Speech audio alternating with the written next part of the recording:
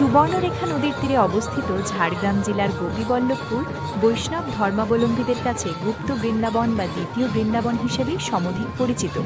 এখানকার শ্রী শ্রী রাধা গোবিন্দজিউর মন্দিরের ঐতিহ্যবাহী রথযাত্রা নিছক কোনো ধর্মীয় উৎসব নয়, বরং তা জঙ্গলমহলের 400 বছরেরও বেশি প্রাচীন ইতিহাস, সংস্কৃতি এবং লোকশিল্পের এক জীবন্ত দলিল। ষোড়শ শতাব্দীর শেষভাগে বৈষ্ণব সাধক শ্যামানন্দ মহাপ্রভু এবং তার প্রধান শিষ্য রসিকানন্দ মুরারি এই অঞ্চলে বৈষ্ণব ধর্মের প্রচার শুরু করেন। ঐতিহাসিকদের মতে রসিকানন্দের হাত ধরেই গোপীবল্লভপুরে শ্রী শ্রী রাধা গোবিন্দজিউর বিগ্রহ প্রতিষ্ঠিত হয় এবং সূচনা হয় এই রথযাত্রার।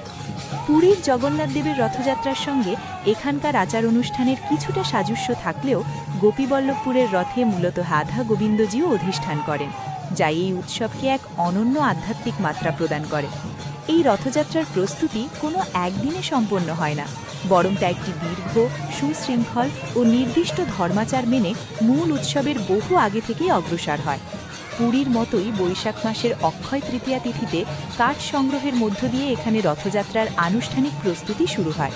মূলত শাল, পিয়াল বা সেগুন কাঠ সংগ্রহ করে বিশেষ পুজোর আয়োজন করা হয়। প্রতি বছর সম্পূর্ণ নতুন রথ তৈরি না হলেও স্থানীয় সূত্রধর সম্প্রদায়ের শিল্পীরা বংশ পরম্পরায় পুরনো রথের কাঠামো সংস্কার, চাকা মেরামত এবং নতুন কাঠ সংযোজনের কাজ অত্যন্ত নিষ্ঠার সঙ্গে করে থাকেন। এরপর জ্যৈষ্ঠ মাসের পূর্ণিমা তিথি অর্থাৎ স্নান যাত্রার দিন সুবর্ণরেখা নদীর জল, দুধ, ঘি, মধু এবং বিভিন্ন সুগন্ধি ভেষজ দিয়ে বিগ্রহকে বিশেষ স্নান করানো হয়। স্নান পর্বের পর নিয়ম অনুযায়ী বিগ্রহ কয়েকদিনের জন্য অনবসর বা নিবৃত বাসে যান। এই সময় মন্দিরের দরজা সাধারণ দর্শনার্থীদের জন্য সম্পূর্ণ বন্ধ থাকে এবং দেবতাকে বিশেষ ভেষজ পাচন নিবেদন করা হয়। মূল উৎসবের কয়েকদিন আগে থেকেই রথকে বর্ণাঢ্য সাজে সজ্জিত করার কাজ চূড়ান্ত রূপ পায়। উজ্জ্বল রঙের শালু কাপড়, জরির কাজ এবং স্থানীয় শিল্পীদের তৈরি চাঁদোয়াজি রথের চূড়া সাজানোর পাশাপাশি প্রাচীন কাঠের খোদাই করা মূর্তি ও পিতলের কারুকাজগুলিকে ঘষে মেজে চকচকে করে তোলা হয়। বিশেষভাবে প্রস্তুত করা হয় রথের দড়ি। মনোজ পট্টনায়কের রিপোর্ট, ডাইরেক্ট নিউজ।